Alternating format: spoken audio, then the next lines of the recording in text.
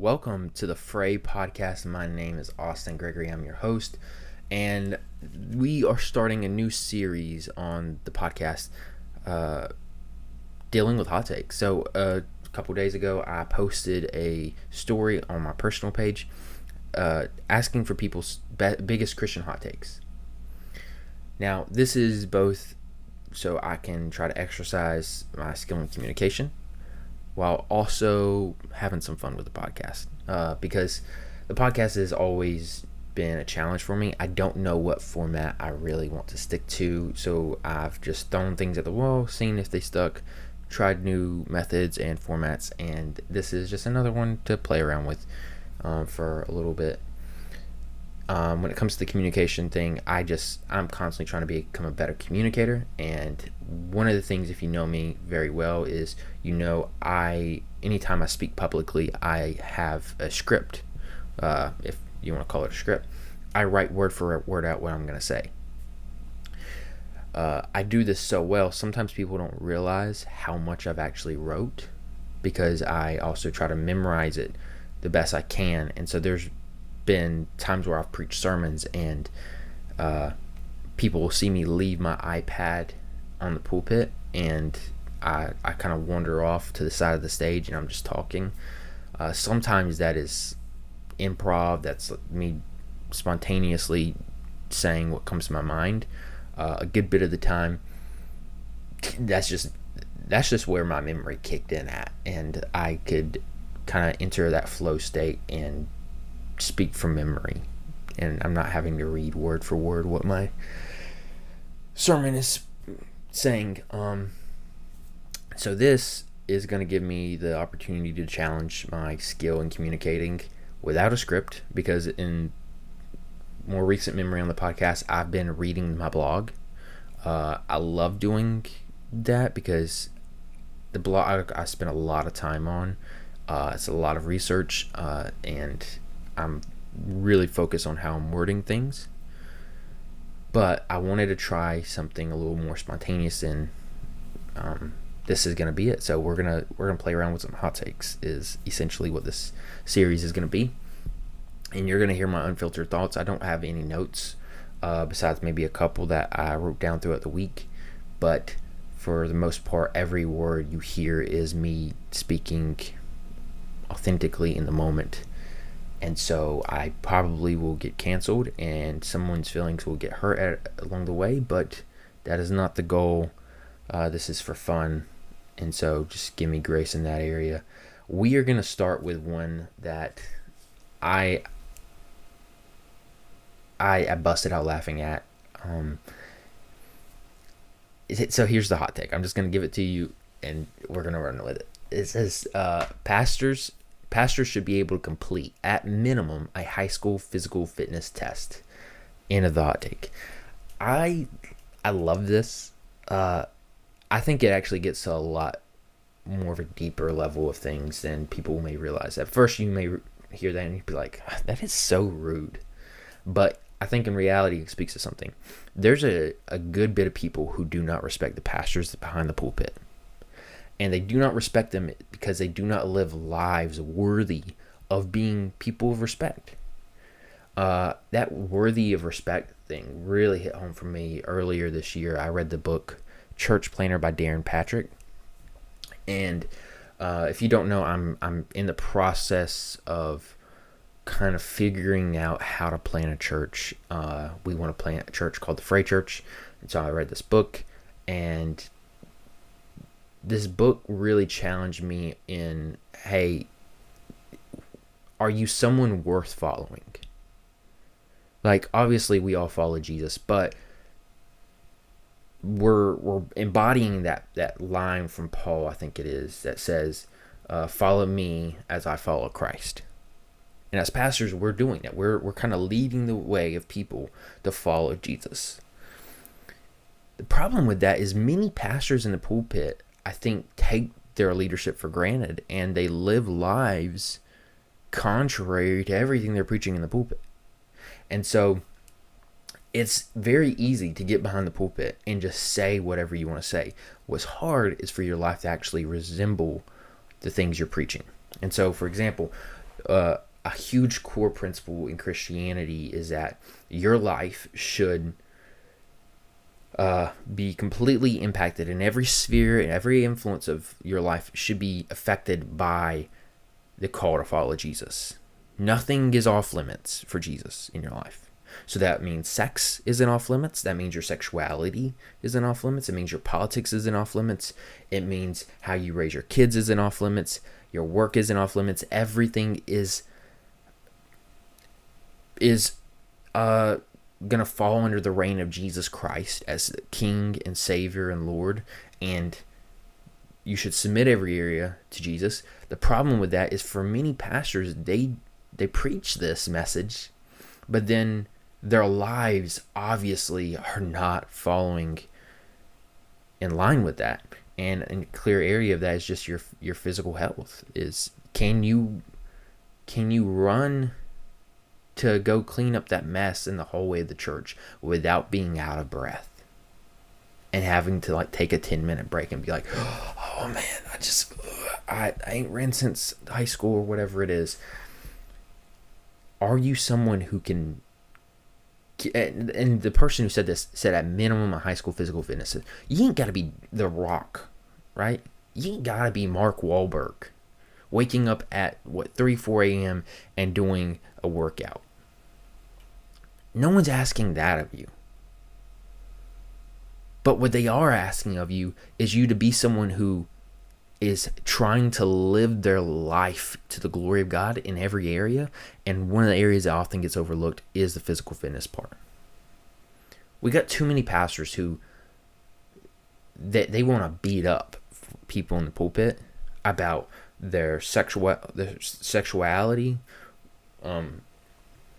about how they use their finances. Someone needs to turn and say this to the pastors: are you taking care of yourself spiritually, or physically? That does affect you spiritually and mentally. For me personally, I work out 4 days a week, get up at 4 a.m., head to the gym. I live 2 minutes down the road from the gym, so I'm usually there for 40 minutes, 30 to 45 minutes, something like that. I'm not doing anything crazy, right?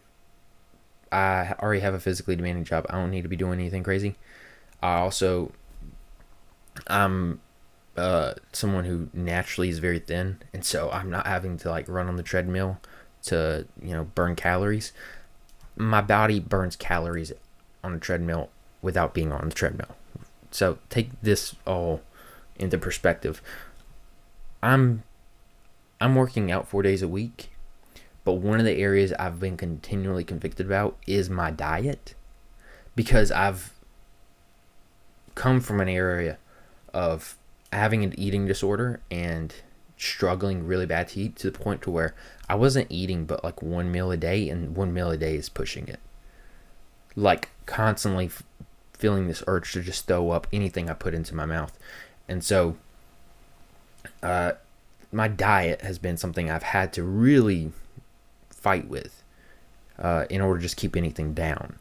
And I've had to relearn how to eat, essentially, and that's been a whole process for a good season of my life, probably the healthiest season of my life physically.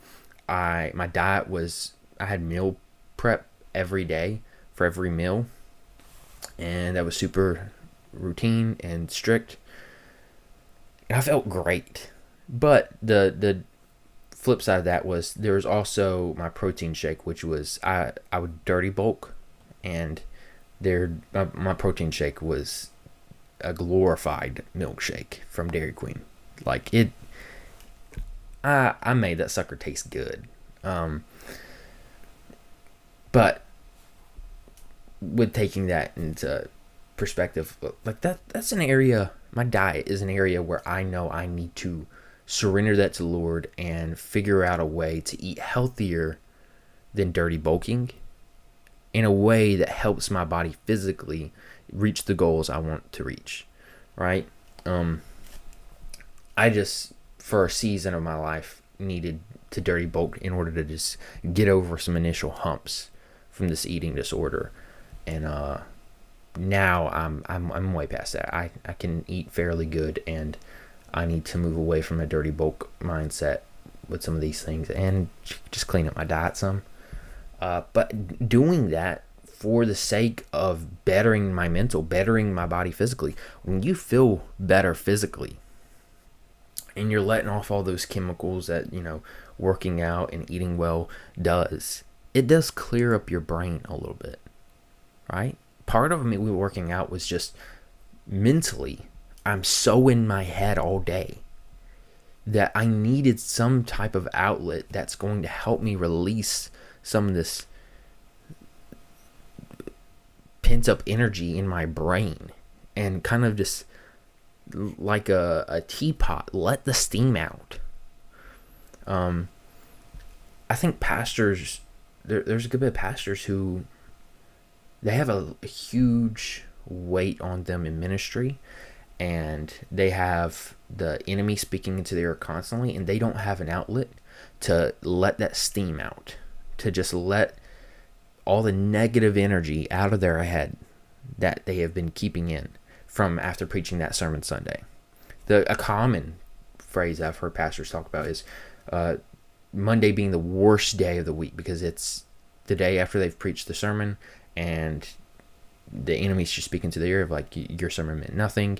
All that work you spent on preparing this beautiful sermon to challenge people's lives, no one came to the altar. You need to rethink your life. You need to rethink your church. Who are you to lead this church? All these lies from the enemy come in on Monday and puts that person into a rut. And I don't think many pastors have a way to get out of that rut. They just continually go through this same cycle over and over again. I don't think God calls you to live in misery on Mondays as a pastor. And so maybe you need to implement some things like taking care of yourself physically to help you go through the week without hitting that rut in the same way you do every week. Now, some of these things in life, these trials, they're going to come no matter what. But I think taking care of yourself physically would help. Also, just going back to that worthy respect thing, part of, I think, managing your household should include how well you're doing physically. If we're going to kick a pastor out because their kid comes out as gay or something like that, and we think that is grounds for, I don't know, them not managing their household well, okay? How about the way their family eats? Here's another thing. If your pastor, you've seen him blow his paycheck every week, and you know everyone noticeably is like, he is not good with his money. What you're going to do is you're going to confront your pastor and say, hey, buddy, something needs to change because how you're spending this money is not good for the kingdom. It's not good for you and your family. Like, we need to have a talk. You need to learn to be a good steward of your money. I think the same could be said for your physical fitness. Is if a pastor, you're looking at him and he's not doing well physically, he's not taking care of himself to some degree. Again, you don't have to be on freaking all the vitamins and supplements and stuff and have six-pack app. No one's asking that of you. But if you are drinking sodas, 9 out of 10 times out of the day, and you don't ever drink water, something's wrong, buddy. And so just saying that, I think part of managing your household well would be for you to manage your family and your physical health. Be a good steward of it. We're not talking about our body's a temple all the time. What's your temple filled with, bro? Is it full of, you aiming to please Christ and everything, and you got the nicest pews in that temple, and you got you're taking care of it well? You're putting good things in? Or is it full of junk food and Doritos? I love Doritos, but my God, I don't eat them all the time because I know what that's going to do to me. It's going to make me feel sluggish. It's going to make me feel like trash. And so forcing myself to eat some fruits every now and then and vegetables and, just clean things and just drinking water throughout the day. Those things contribute to your health, and they do put you in a better place physically or mentally and spiritually to really operate for Christ at the top of your game. If I heard somewhere that preaching is like the front lines of ministry. I don't know if I agree with that statement, but let's just play with it for a second. If preaching is a front line of ministry, how are you, as a pastor who's not physically fit, gonna stand in the front lines? I don't want you on the front lines. Go to the back. You're the worst person to be up there. You're gonna be taken out before we even start. You're gonna be winded before we even enter the war. And so it's a plea, man. I think that what this person is getting at is be someone worthy of respect. Take your own message that you preach routinely about being a good steward of what God's given you, of doing everything to the glory of Christ. Take that into consideration when it comes to your physical fitness. Be someone people look at and they're like, yo, he's not perfect, but you can tell by his life and how he lives it that there's something worth following. I want to be a part of that church. I want to be a part of a church where the pastor inspires me to live life to the glory of God in every sphere of my life. Because the fruit in his life is so evident. That leader can think clearly. That leader can operate physically under the right condition. Like, be someone worthy of respect, worthy to follow. So yeah, that's gonna be it. I was planning for this episode to be like 10 minutes. I've recorded it actually once already, and I said some things probably that I shouldn't have said. So I wanted to step back and give it round 2, and I think this round 2 will go out. But it's 17 minutes long at this point, so we'll see how you guys respond. If you like it, share it. Post it on Instagram that you're listening, and like tag the podcast in it, and we'll reshare it.